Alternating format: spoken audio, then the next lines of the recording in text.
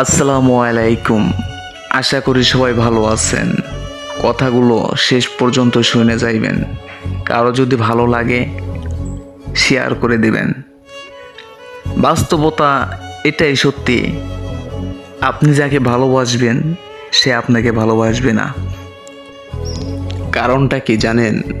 আপনার কাছে টাকা নাই, বাড়ি নাই এবং চলার মতো একটা গাড়িও নাই।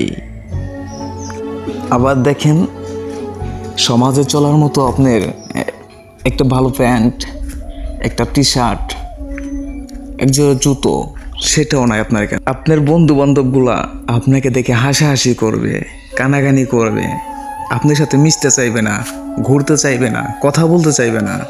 এইটাই বাস্তব।